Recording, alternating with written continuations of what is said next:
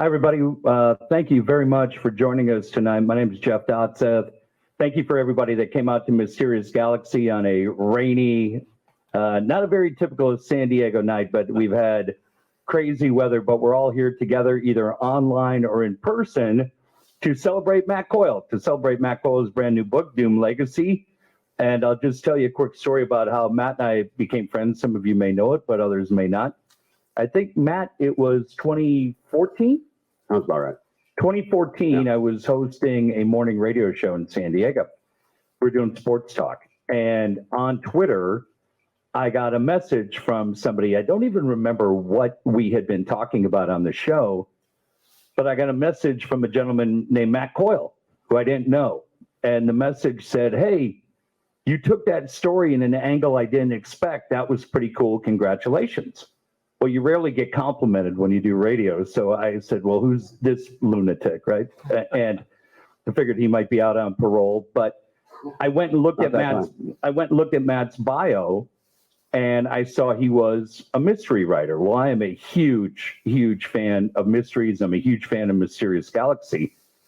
And so Matt and I hit up a conversation, and he said, hey, I'd love to drop off a copy of my book, Yesterday's Echo, and the first of the Rick Cahill books. I said, oh, that'd be great. So he brought it by, and I think it was about 3 weeks. About 3 weeks. Must have been it was probably 15 up there, Matt. It's probably 2015, because first book came out in 13, then it took me 2 years to get the next book out. Yeah. So about 3 weeks go by, and Matt reaches out to me, and he said, hey, how are you enjoying Yesterday's Echo? I said, man, I'm loving it. I hadn't read a page. And he said, well, that's great. I've got book 2. Would you like me to drop off book 2? I said, fantastic. And then I said to my buddy who I do the radio show with, I said, oh, God, I haven't read a page. What if this thing's brutal? Well, when you do morning radio, after about 8 o'clock at night, every minute works against you, because you get up at 4 in the morning and you just know that's a minute you're not getting back. Well, I had twin boys who were 6 at the time. So I'm trying to get them to bed. They go to bed. Now it's 9 o'clock. I know Matt's coming in the morning. I still haven't read a page of Yesterday's Echo. I crack open the book. There wasn't going to be a quiz, so. I'll tell you this. I cracked open the book, and I asked Matt this all the time. Matt, what was the first line of Yesterday's Echo? The first time I saw her, she made me remember, and she made me forget. And I read that. I go, wow. Okay, here we go. And I was hooked. And so I said, well, I'm going to read 2-3 chapters.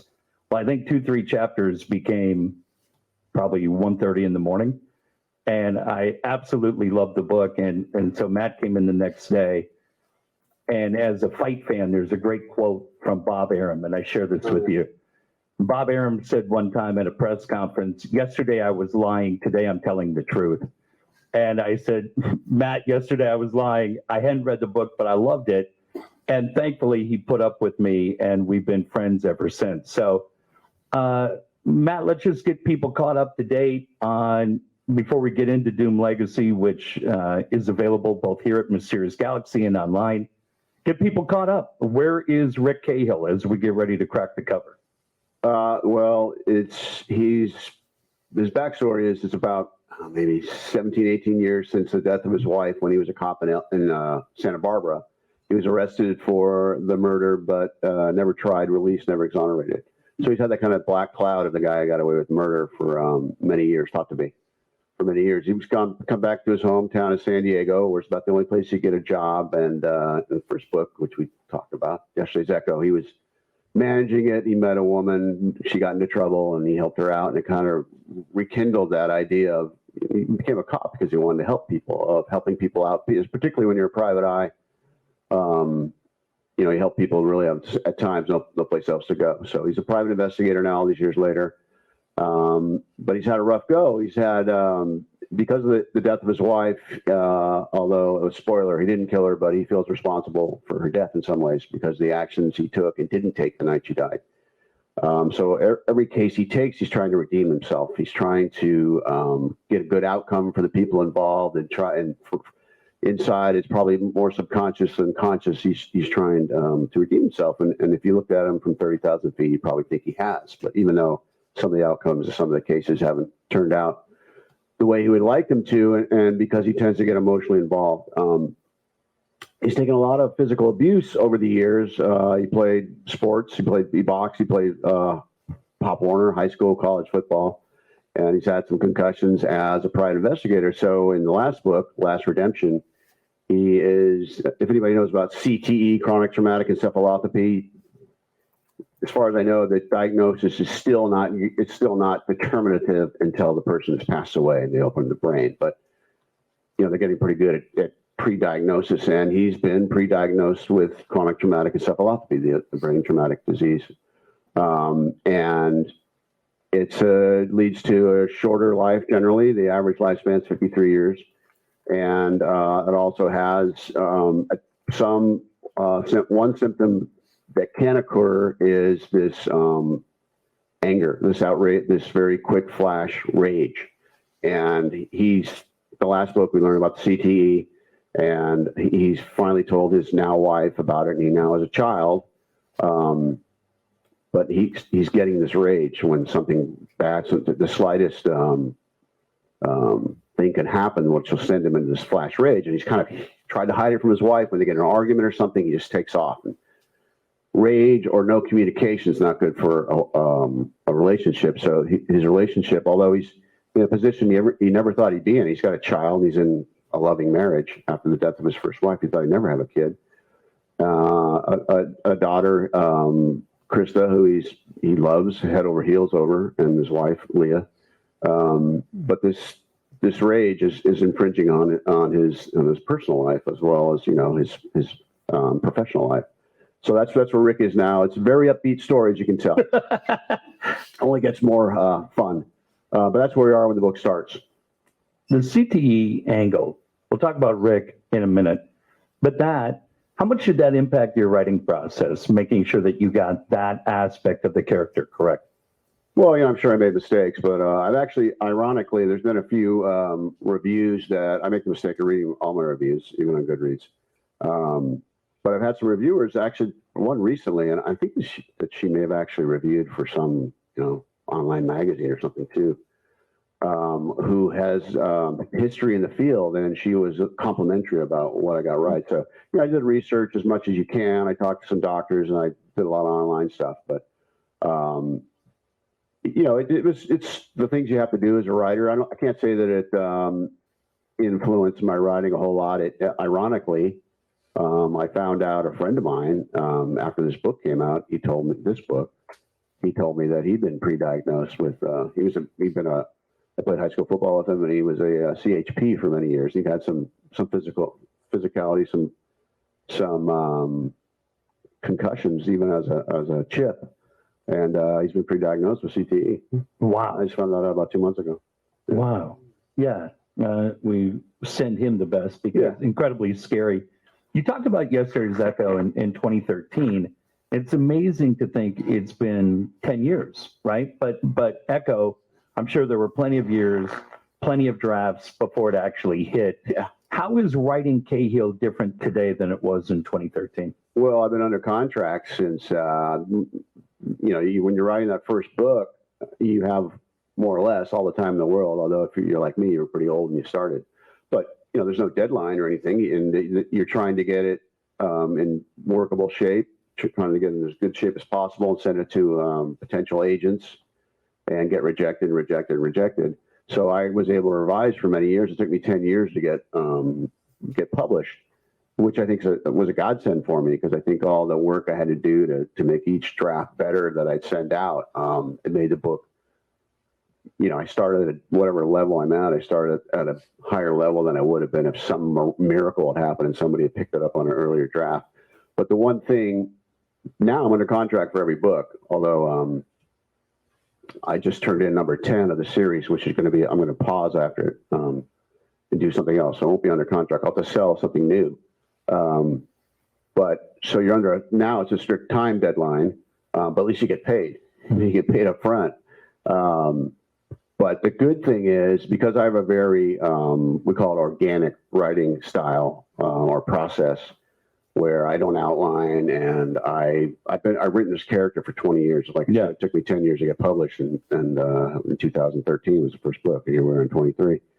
So I know this character, this first person, I'm in his head all the time. So luckily, I have that going for me. So I have an idea what this story is going to be. I see the ending out there. It's kind of hazy, and I know the bad guys are, and somebody dies, sometimes more than one. And then I just got to put the pieces together. But fortunately, after all these years, my first drafts are long and laborious, but that's kind of my outline.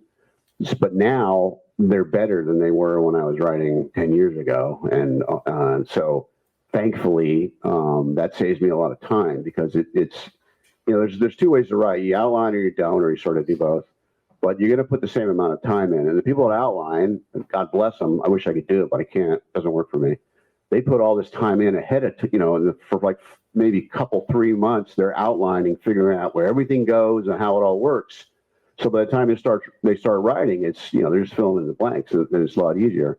When you're a blank pager or a seat of the pantser, you're kind of like, well, I hope this works. And then when I'm done, my first drafts, I'll probably cut 25,000 words and then add another 10 or something. But you have to have this confidence that you've done it before, because, you're kind of just hanging out there in the middle of nowhere. And as Carl knows, as I'm writing these things, I think they're pretty bad. And then when I'm done and I read the whole thing through, I go, okay, actually, my subconscious was working. It was kind of putting things together. When the first drafts aren't very good, but there's revision. If you're gonna be a pantser, you have to revise, and you really have to do a lot of revision. It's been one of my favorite things over the years, because I think it was probably book 3 or book 4. I said to Matt, "Hey, how's the process going?" And he said, completely sincerely, "It's awful." I go, "How's the book?" "Sucks." Worse. And I was like, whoa, right? Like, as a friend, you're like, oh, come on, hang on. Well, then I read the book and I loved it. So then got better. Yeah. Well, then I read book, so then you come before book 4, book 5. How's it going? It's terrible. And I was like, all right, it'll be fine. And all of the books are fun. But I heard I think it was in Keith Richards' book, when he wrote Life, and he was talking about Gimme Shelter. And he said when he wrote Gimme Shelter, he was literally looking out the window during a storm and jotted down a few words, and it became an iconic song, right? And I was wondering, Matt, like, you hear different people that are in the creative world. McCartney. So right now I'm putting you in with McCartney and Keith Richards. But McCartney is a guy that will say, yeah, notebook, right, by the bed, and he'll jot something down, and then it becomes something. As you're out, if you're walking through Mysterious Galaxy, or you're driving the 5, or wherever you are in Santa Barbara, where, by the way, we sent our thoughts to all our friends up there during a crazy couple of days. Yeah. Are you a notepad guy? Are you a guy that sees something and goes, oh, I could use that. I could use that with Cahill coming up? Sort of. I'm not a notepad guy. I used to have one in my car, but of course now with your phone, you can I just talk into my phone or send myself. I'm not very technologically advanced, so I generally just send myself emails. Yeah, but I don't do it enough, honestly. I think that's great. I put that in my head. Then by the time I got home, I can't remember what it was, but maybe it'll bubble up later. But yeah, I try. It's nice to be able to write in the town write about the town you live in, and that's why I love writing about San Diego. I mean, we all love it here, and so you can go out and get inspired, like as you were kind of mentioning there. You can go anywhere you want and find scenes. And what I've done over the years is I'll find characters' homes. I'll go out on a Sunday or something and check out open houses and find particular characters' homes. And you go to any scene, where you got a big scene, you can go there. And I've lived here almost all my life, all but maybe 5 or 6 years. But there's places I've never been to, and so I try to put something sort of iconic in each book, an iconic site, mostly, and it'll make you become kind of a tourist. It's kind of cool to find new places that you sort of heard about, but didn't, never went to. Yeah. I think it's one of the benefits, and maybe we take it for granted growing up here, Yeah, for right? sure. Because if Rick Cahill was based in Fargo, North Dakota, I don't know. That's where he's moving. Yeah. Or even Boulder, Colorado. Can you write Boulder, Colorado? Because San Diego, like I said, Matt, living here, we're a destination, we're a tourist city. Right. So I've said to you in the past, is there any part that works against you? But I don't think it does, because San Diego, almost like Vegas or Monte Carlo, all these fun cities, people want to read about it, want to learn about it. Yeah. Were you ever scared about focusing so much in San Diego? No, I did something really stupid on an early draft because I didn't really know any better. It was my first draft of what became Yesterday's Echo. I fictionalized La Jolla, because that book took place mostly in La Jolla, and I think I called it Esmeralda or something. It was kind of a nod to Raymond Chandler, because it didn't have. I wanted to have a small police force, and La Jolla didn't have one, and so but if you open every book, it says, like, this isn't true. So who cares? But I called it some, La Esmeralda or something like that. I can't even remember. And when you got a degree in English, 47 years ago, whenever it was, and you tell people you're going to be a writer, which is really stupid, because you got a degree in English and you're working in a restaurant or something. Then they say, well, where's the book? And then you finally put the time in and you write what you think's a book, but it's a first draft. And people go, hey, can I read it? And you're kind of proud of it because you don't know it stinks yet. And so you still went to Kinko's. Those in the audience can remember Kinko's. You might be too young. And bound it up and gave it to my brother-in-law. And he said, I really like the book, because he had to. And he said, but why didn't you just call La Jolla La Jolla? And I was explaining the process. And he goes, well, who cares? It's all fiction anyway. But La Jolla has cachet. Yeah. It's a plus. I mean, at least did have the town in San Diego, the fictional town. But La Jolla does have cachet. There's people from all over the world that have vacation homes here, for sure. People come from all over the world to have their vacations here. I mean, how many Arizona places you see in summer. So I think that was one of the best things I ever did, was taking his advice and just calling it La Jolla. And so what? I gave it its own police force.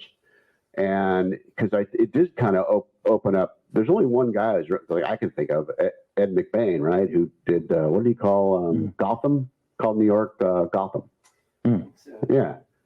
But nobody else has really done that. And why not do everybody else? Hell, I'm going to call it New York City, because there's, people know that. So yeah, I think it was a benefit. Ironically, there aren't that many people. There's a lot of good mystery writers in San Diego, but not that many of them actually write about San Diego. Yeah.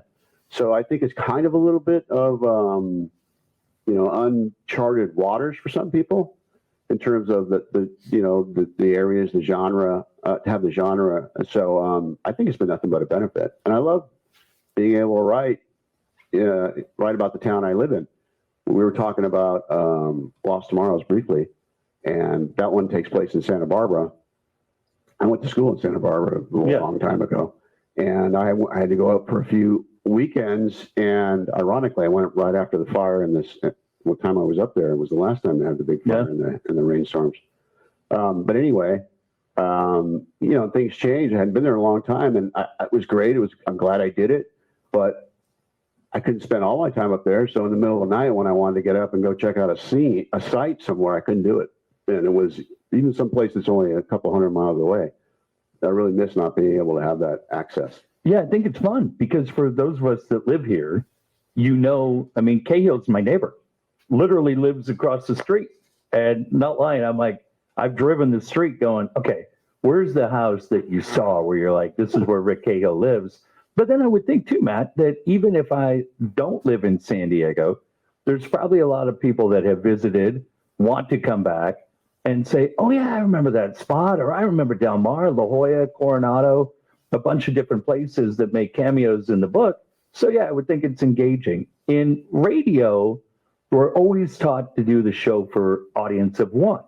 Do the show one-on-one. Find somebody that you make eye contact for, and you do that show for that person. when you're writing, let's say Doom Legacy, who's your audience of one? Well, that's a good question. I really do. Strangely, it can vary from book to book. When I wrote, talking about Lost Tomorrows again, which was a story of we finally learn what happens with what happened with Rick's dead wife, how it happened, and I decided at that book that I was, because I write a series. I write in first person. You're in the guy's head. It's serialized, so there's baggage from each book, from one book to the other. So my greatest concern is always how much information can I give about what's happened to new readers if they're picking up book number 9. I don't want to bore my old readers, but I want to get my new readers up to speed on kind of what's been going on with Rick. But I also don't want to give them spoilers in case I really like book 9. I'm going to go back and start from the beginning. Mm-hmm. So that's a delicate balance. When I was writing Lost Tomorrow, they said, this is for my continuing readers. This is the story. This is Rick's wife's story. They've been riding along with me for how many books is that? 4 to 5 books at that point. Mm-hmm. So I didn't even worry about it. And it turned out okay. I mean, it turned out well. Didn't have any negative reviews in terms of like giving too much story. But I do think about my readers. I think about my readers. That's my one person. I know some people that really, some writers think, well, I'm writing for myself and my readers will come along. I think about my readers. I mean, I'm involved too, but I do think about the readers and what they expect. You and I, you were nice enough. We've met a few authors, and you introduced me to Robert Grace. And I'm always curious because you read a lot. You've asked to read a lot, blurb a lot. And it's almost, Trevor Denman, the race announcer. It's a weird analogy, but he does something that's fascinating to me, which is in an 18-minute window, he's able to memorize the name of 12 horses in a race. Crazy. The race goes, and he instantly has the ability to erase those 12 and then memorize a new 12. Mm-hmm. And he does that 9 times a day, 6 days a week. Why I bring up Trevor Denman is, if you read Robert Grace, T. Jefferson Parker is a buddy of yours. Are you able to enjoy that as a reader? And is there any challenges that what you read inadvertently could end up in a Cahill book? How do you do that? It's like I said, from a broadcasting standpoint, a lot of people will avoid other shows because they don't want to take an opinion that they share and somebody says, well, you stole it. How are you able to enjoy your peers without having anything inadvertently trickle into your own work? Yeah, I know a lot of writers who can't read the genre when they're writing it. Really? Yeah, because they're afraid of that. I've never been afraid of that. I've read the genre all my life. Yeah, it's almost exclusively what I read. The genre, the subgenres. I read nonfiction as well, but if I'm reading fiction, I read crime. And I think I probably gather from everyone. There's probably a lot of Chandler and McDonald influences in my work, but I don't worry about stealing somebody else's ideas. So that doesn't bother me. I'm trying to learn at all times. Whenever I read a Connolly book, I'm always dog-earing pages about police procedural stuff. Not because I'm going to steal it, but just it's a learning experience because he knows it so well. But I really don't worry about that. Maybe I should, but I don't really think I've stolen from anybody. The benefit of taking 10 years to get published is that you really develop your own voice. Just through all that time putting it in, the muscle memory. So that's the benefit of not getting published for so long. As I felt when I finally did, I felt confident that I had my own voice and there's influences for sure, from everyone, but I feel confident that Rick Cahill is his own man. Along those lines, Matt, we've talked to people, or I had the benefit of talking to people that played in the NFL or NBA, doesn't matter. And I would say to them, what was your NFL moment? What was the day? What was the moment when you knew, whoa, I'm in the NFL? For you, what was the moment when it stopped being a dream and started being reality? Probably when I got the contract, but that's a good question. Maybe when my first book got nominated for a couple of awards. Mm-hmm. I thought, well, maybe it's worthy. Maybe there's some talent that I have that I can develop, and hopefully I have. But I guess that really, and a lot of that's luck. But I think that made me feel like, well, I've been accepted by some of my peers, so maybe I should be doing this. Do you have a coolest moment of a peer acknowledging you? Yeah, I do actually. It's Robert Crace. Speaking of the devil, yesterday's Echo was up for the Anthony Award and for Best First up in Long Beach for BoucherCon, and Robert Crace's his book at the time was up for Best. There's Best First and there's Best Mystery. And I think I had emailed him or something, and he wasn't there, and I ended up winning for Best First, and he sent me an email that night. Wow. Yeah, and he wasn't even there. I thought that was pretty cool. That really, I'm still pretty stoked about that. Yeah, so that would be it. The thing I was wondering if you would say is, what always fascinated me by how good the books were, I don't know how many people know you were actually maintaining a day job. Yeah. For how That's many one books? interpretation of it. Yeah, but I mean, for a long time. Yeah. Right? And now you're able to do this. When you had the ability to walk in and say, you know what? I don't have to do this anymore. I don't have to do, right? You could kind of let that part, it's kind of like when the space shuttle takes off, right? Those two supporting jets fall off and you're like, I can just go. Yeah. I would think that had to be incredibly exciting, right? Yeah, but my trajectory is a little different than the space shuttle. Yeah, that was, there's a lot that went into that decision. But yeah, that was nice. It financially, it wasn't the best idea, but it was a decision I had to make just for myself. But yeah, I wrote 6 books while I had a day job. Incredible, yeah. Right? But the good thing about that was every mystery author I know has had to write many books while they're working. But the good thing about that was it made me be very more organized than I normally am, and dedicated with my time. I had to be very rigid with my time. I had to have specific writing times because I didn't have any extra time. So that really made me get in a routine that has helped me beyond, forcing yourself to write when you didn't want to write because you had to, because you only had a certain amount of hours, helped you when you do have the time. And I mean, writing's a job. You have to do it most of the time you don't feel like it's not a lot of fun, but so that really helped me. Somebody really wants to get a hold of me. We are here at Mysterious Galaxy in San Diego. My name is Jeff Dotseth. Of course, we're with Matt Coyle. The new book is Doomed Legacy. It is available right here at Mysterious Galaxy. And Matt, I swear, I'm always so nervous when we do these because I know... You nervous?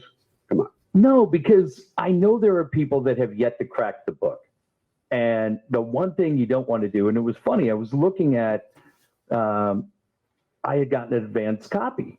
And on the back of the advanced copy, they go into detail about what happens early on in the book. Yeah. And I'm wondering for you, I get it. It's an advanced copy, and I'm glad they don't show it here. It's in here. Right at the, oh boy. They sort of have to do that. It's kind of a delicate balance for sure on that. Yeah. Okay, so but I have so much respect for I can tell you who the killer is right now. Oh. Because you want everybody to enjoy it, right? Like we enjoyed it, right? You think about different movies that the first one that comes to mind. Remember Blair Witch Project and everybody, and when it first came out and you kind of went into the theater and you saw it and it was crazy, it was scary. Yeah, it was scary. But then everybody got their hype up, and then by the time they went, they had set such high expectations that they may not have enjoyed it.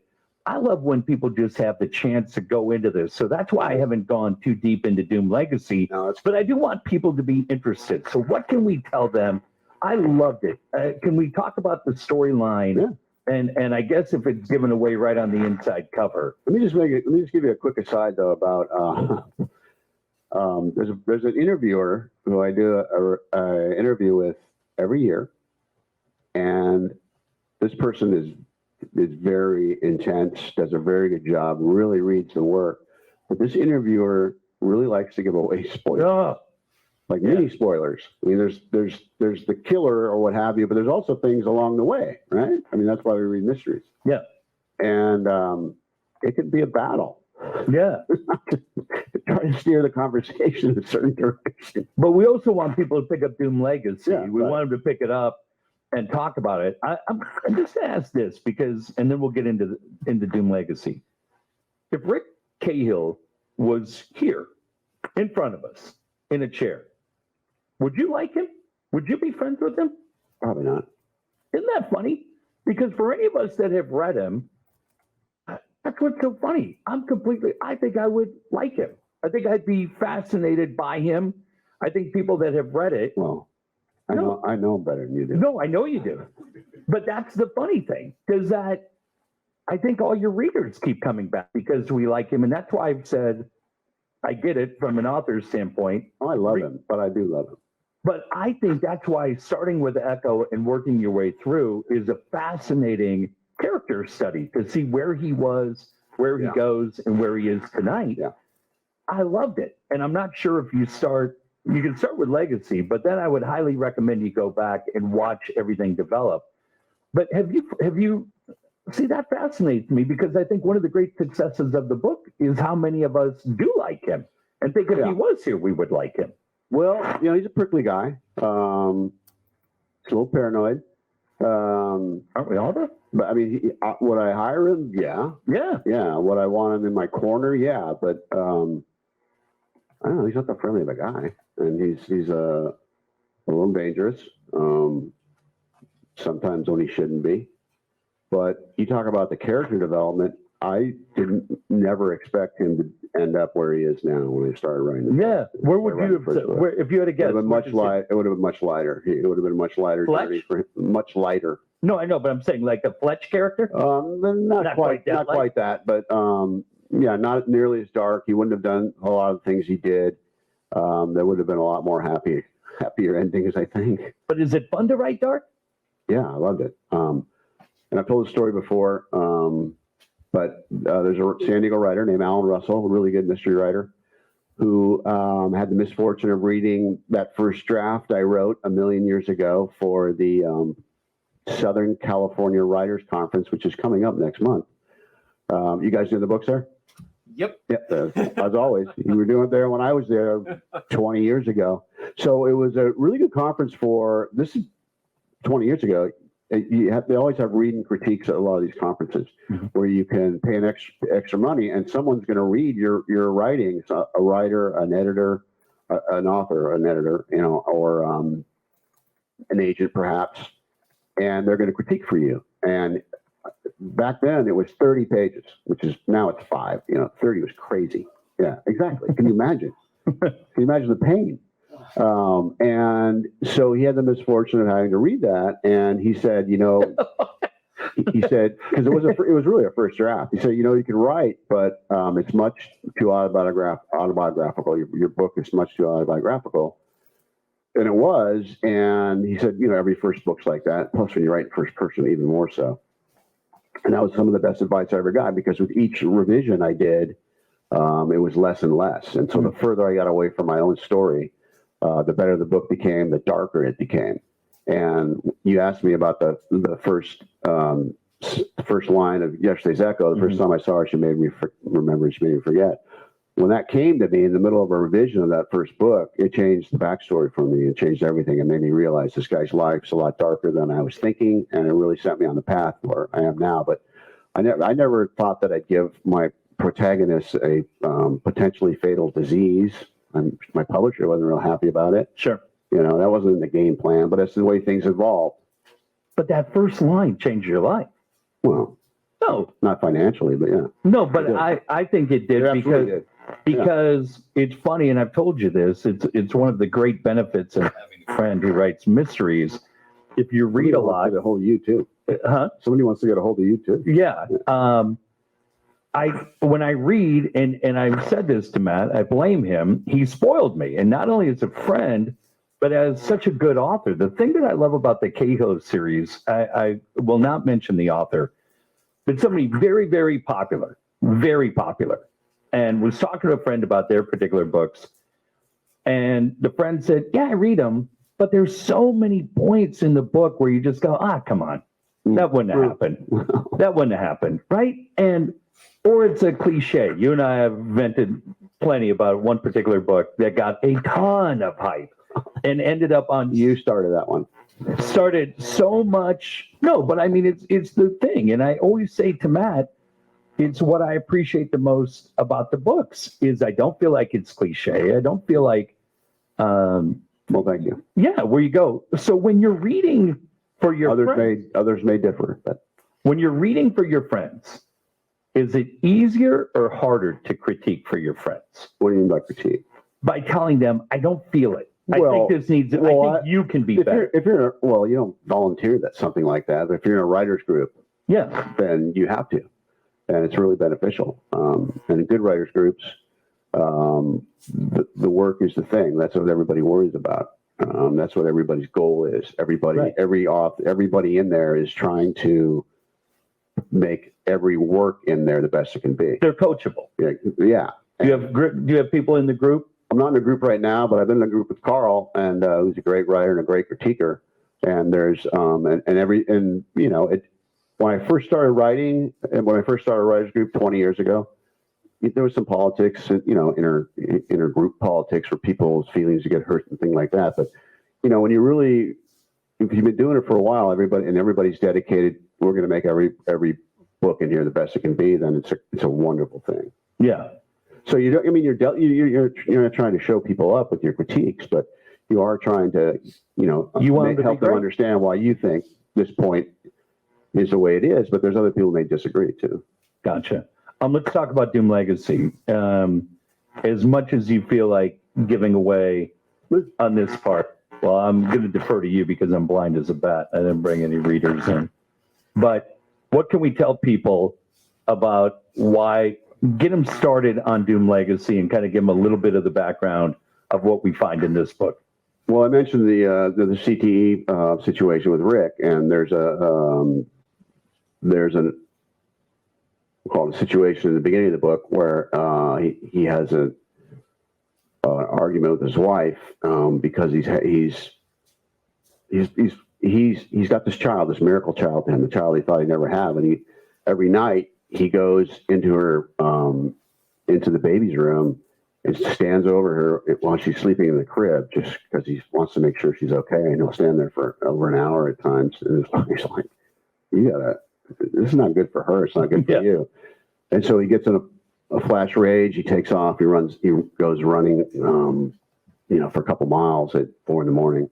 Anyway, so his wife she's had it. She doesn't understand that he's hiding the rage from her, but he's not communicating. So she takes the daughter up to Santa Barbara, and so Rick is left alone with his not always alone. I mean, not completely alone because his dog Midnight is there. But he's kind of in a familiar place for him. If he goes back a few years, here I am, just me and the dog, and I've kind of screwed my life up. But the through line is he helps somebody who the work he does now is he does background checks for a few defense contractors in town, as well as some other major corporations. And it's the kind of work that doesn't excite him that much, but it's good for his wife because he's not getting physically pounded.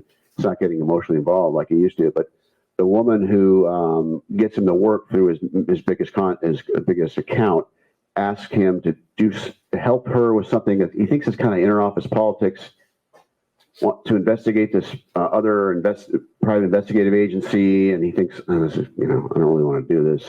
Plus, I'm pissed off because of my ex. I'm thinking about my ex. No, I'm not pissed. Sorry, not pissed. So he helps her out, and doesn't really think there's anything there, but she ends up being raped and murdered seemingly by a rapist in Southern California that has been going around. It's just and this would be the first kill. And so because she was kind of a friend and it was on his watch, even though he had nothing to do with what was going on in her life, he has to investigate. And when he does, he learns about this defense contractor and the shady shell corporation up in Monterey. I got to write that trip off. And as well as this private detective agency, which is a little spooky. And he gets embroiled in it, and his wonderful sidekick, Moira McFarlane, is also involved, and one of my favorite characters. And it goes from there. It led into what we'll open it up for questions in just a second. But my final part for right now is recurring characters, bringing them back. I'm wondering from an author's standpoint, because as a reader, we love when Midnight shows up. We love when Moira shows up. I love when Peter Stone shows up in some of the books. But I'm wondering for you, Matt, as the author, there are some that are always going to be there. Midnight's always going to be there. Moira can always be there. But we as the reader love them. But in the writing, is there a part where you look at it and go, yeah, this character belongs here? Or wait a minute, am I using it as a crutch? You follow where I'm at? Yeah, absolutely. I try not to use them as a crutch. I try to make it be organic to the story. But, it makes sense for Rick and Moira to team up because she's a private investigator as well. How come is she to write? She's fun. I love Moira. A character I never thought I'd write. I didn't see a need for her until the second book, I think. And, kind of just shoved her in a scene because I needed her for one scene, and then she started talking, and I went, wow. And then the dynamic between her and Rick is kind of this big sister, little brother, push and pull. So that just, once I started writing, I went, wow, I got to find a place for her. And I was able to do it in that book, Night Tremors. So I put her in more scenes than I expected to, and then she and Rick would develop, but there'd be a need occasionally for them to work together. And actually, in Last Redemption, Rick helps her with her son. Kind of an emotional book. But it's funny because talking about being a blank pager, not having an arc for not outlining the series. Some people outline the entire series. They know what's going to happen. I just wanted to write a book, and then I decided I wanted to write a series. But I wasn't one rule was Rick's not going to have a sidekick. He's not going to have somebody who can help him out of physical danger, somebody who's smarter than him, or somebody that can give you some comedy, the light moments during the darkness.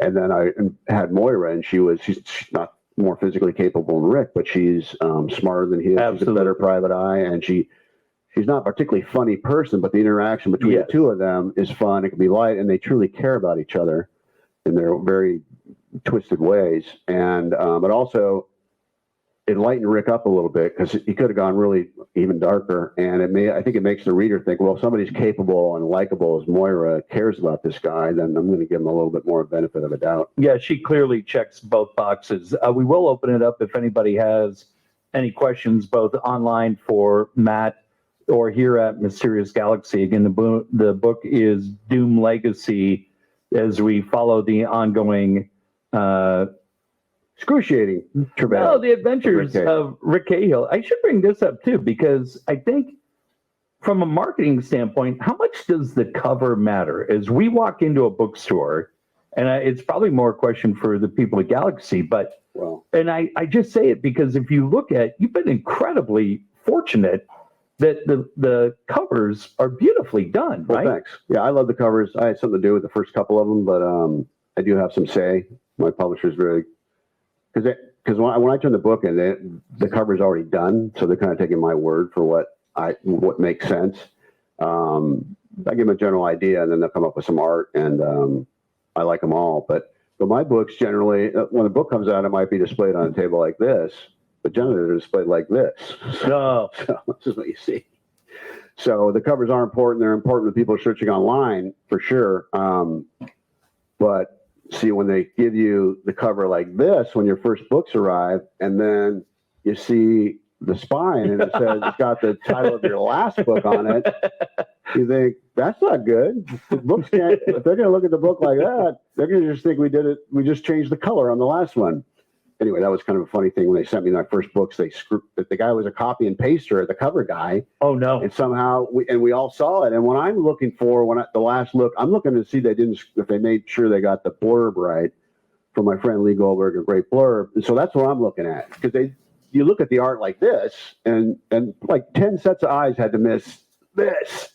But the thing was, the art was done correctly. So the art had the right that Doom Legacy in the spine. So anyway, that was a fun couple of weeks when we got that squared away. But they did a great job. My publisher does a great job. We all missed it. Yeah, it is an incredible series. For the most part, do you feel people read them 1 through 9, or do you feel people jump around? Well, I'm always happy when a reviewer says, especially somebody who hasn't read me yet, they go, this is my first Rick Cahill or Matt Coyle book. And, I wasn't lost. Like it reads as a standalone. So I'm always happy about that. It is something I think a lot about, but I'll use this term again. There's a delicate balance of how much you give, how much backstory you give, and without spoiling for the new readers. But yeah, you can absolutely start with Doom Legacy and then go back in the beginning. Yeah, go back and watch as the character develops. Nick, did you have a question? So from our internet audience, this is more of a comment, but it's a very nice comment from Annie. Annie says, hi, just wanted to say you're one of my favorite authors to see. See you next week. From Annie. Thanks, Annie. From Tony Pineda, he has a lot of nice things to say. He said, I just started reading your books. What drew me were the locations, since I went to boot camp and UCSD back in the 70s. Oh, wow. Wow. Please continue to place your books in America's finest city. Isn't that incredible? Thank you. Yeah. If you couldn't hear what Tony said, that he went to boot camp here in the 70s, and the books, the Cahill books, give him a connection and bring him back to that time. You would think boot camp was probably a challenge, Tony. So, Matt, how nice that it registers positive memories. And it goes back to what we talked about earlier, right? Like, people may have been here and have spent different parts of their life here. No, I get that a lot. Yeah. Oh, I love that. Yeah. I love that. Then Dennis Crosby says, hey, Matt, what's the best and worst piece of advice you received when you first began writing mysteries? Well, I will say the best, I think, was what Alan Russell told me, is that, don't make it less autobiographical. And so that made me think more outside of my own life's experience. The one thing every writer has to do, and, I wasn't a cop. I haven't been a private eye. I haven't been a doctor. I haven't been a lawyer. But I'm of a certain age where life has left its scars. And anybody, a few of us in your age, there's losses in your life. There's love lost. So you put that real emotion that you feel from these real life experiences, and you put them in a situation that you were never in, which is doable. But so I would say, having said that, you have to use your own life's emotional experiences, but the thing that put me on the path, as we mentioned, it was Alan Russell saying, this is your first draft, the first book. It's too autobiographical. Think about, moving the character away from your real life experiences. And that was as I said, every time I revised, there was less of me and Rick, which was a benefit. Bad advice? I don't know. I don't think I've gotten any bad advice. Probably given some, but I don't think I've gotten any. All right. Do we have any in-person questions? Yes, sir. One, Matt, congratulations on the latest book. Oh, thank you. Loved it. Thank you. I've read them all, and Thanks. I'm glad I started from the beginning, Yesterday's Echo, and instantly I was drawn to Rick's character and the mystery aspects of everything. But the little special thing for me was seeing the pieces of La Jolla and you saying you're on La Jolla Village Drive or something. You're going, east, and I can put myself there. And one thing that I've always thought about, and I've even tried to trace the area, trying to find Muldoon. It's so funny. I was just going to ask. I love that, Gavin. There, actual Muldoons. What was your? It was Chuck's Steakhouse. It is. Yeah, I mean, it hasn't been there for 30 years. Okay, I missed it. But Gavin, it's so funny. I was just but for those of us that drive, I mean, the interior Was Chuck Steakhouse? Yeah. Absolutely. But was Chuck's Steakhouse, because there's different aspects to La Jolla? Was it by, because I'm not familiar with where it was. Was it by UTC? No, I thought it was Prospect in the Street. village, Prospect right? Street. Yeah, Prospect Street. Just down from George's. Yeah, okay. But Couple was buildings it, over. but was it like a 2-level?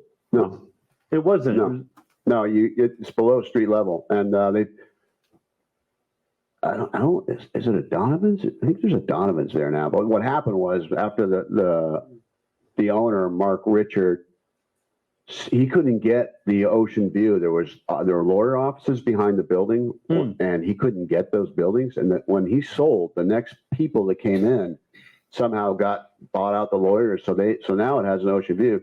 Chuck's was on the side of the ocean, but did not have an ocean view. And the Chart House was like a quarter mile down the street with this incredible ocean view steakhouse, basically selling the same stuff. So and a bigger restaurant. So we were battling the Chart House all the time. Have you had anybody locally ask to put their businesses in? Like, hey, No. have Rick stand by here. Would you do it if they had said that? Hey, have Rick come to this bar. Well, they paid me, perhaps. I Yeah, would. right. No, nah, not really. I mean, there's as you mentioned earlier, there's or when we were talking beforehand, when you go to conferences, there's always a charity for the conference, and they'll have the opportunity for people to bid to have their name in your book, and so there's that. When then you'll generally kill them. I always ask ahead of time. Do you mind if you die? Do you mind if you're a bad guy or gal, or do you mind if you die? And they're always like, no, kill me. That's great. But no, I'm trying to think. No, but I have in this book. I actually mentioned a local artist, Krista Schumacher. Yeah. Because I love her work, and it is this book, right? Yeah, and that's something I've probably never done before, but I just thought it was kind of a cool thing. Yeah. Yeah, that's right. Is that right? Yeah. Yeah. Because I don't want to put a place in if something bad happens there. I've had restaurants where like a drug deal had gone down or something like that. So I kind of wanted to have a local name, but then I thought, well, maybe I shouldn't. Kevin, do you have follow-up? I just wanted to follow back up with your talk about the covers, and they're great covers, and but mine is more of the name. And Okay. they're always 2-word names. They sure are. You look at the books behind you. The undead truth of us, the weight of blood, and some of them are longer, but yours are every single one is 2 words. Yeah. What's the story behind that? Is there just happens to be that way, or is it? Some people are very clever with their titles, and some people are clever with other people's titles. Well, my first book was, and I didn't have a good title for it, was Yesterday's Echo, which I thought ended up being a really good title. But the initial title was probably 4 or 5 words and not great. Then on revisions, it came out of some inner dialogue with Rick. The titles generally come organically out of the book. But my publisher liked 2 words for me all of a sudden. So, okay, now would they all have to be 2 words? I'm sure if I fought them, it'd be okay, but no, because it makes you boil down. You try to giving a sense of the book, so it really makes you boil. It can be a good process if you're still in revision too, because am I really portraying what I want to? And so I have to come up with 2 words to give the sense of the book, and so it's challenging. I remember Dark Fish, Night Tremors, the second book. I had a crappy title, and I handed it in. And my editor said, well, this title stinks. I said, I know. Why don't you make it better? She goes, no, that's your job. And ironically, it took me 2 years to write. First book took me 10 years to get it published. Second book, it took me 2 years to get published. And for 2 years, as I'm writing this thing, I don't have a title. I know the title I have stinks, and I got nothing. And then when she said, no, you got to give me something better, and I need it in a couple days, within 15 minutes, I had Night Tremors, which was a good title for the book. For Doom Legacy, this is one that did not necessarily come organically from the book. I mean, the idea works, but when I finally came up with it, I went back and stuck it in the book. I stuck it in some, can't remember if it was dialogue or Rick internal, but the same thing happened with the book I just turned in, Odyssey's End. Generally, for me, the titles come after I write the book. Some people start with the title and make the book out of it. But for me, it's, somewhere along the line, I got to come up with a title. Few words is challenging, but it's good. It's good exercise. But you find yourself doing it, Matt, as you're writing the book. But it would feel like, is that something you can block out, or does it feel like it's always kind of hanging on your shoulder, like, oh, I got to find the title? So, Well, when you're getting down to the last month or two, it's like, yeah, I gotta have a title. Because my books always say, like the one I just finished, it was Coyle number 10. yeah, That's what I put up in the upper. So yeah, it's I don't care in the beginning. I don't care about days of the week when I'm writing in the beginning. Yeah. Which can become a problem later. Where I go, oh crap, this happened on a Sunday and nobody's working. I got to go back and change. I'm just rolling. yeah, But no, it's sure when, especially when I've finished books and, oh yeah, now I have to give them a title. The book is done. I have no title. So yeah, it's.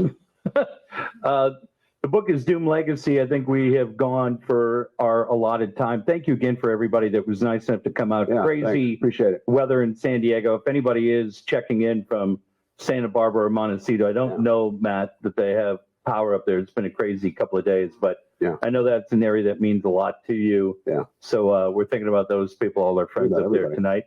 And then where can they find you online? Facebook and also mattcoylebooks.com. I'm sort of on Twitter, but I just retweet stuff. Yeah, and thank you very much to Nick and everybody here at Mysterious Galaxy for absolutely. being nice enough Love to the host us. bookstore. Always have. Yep. Thanks. Buy local. Thank you. Buddy. Yeah, thanks, bro.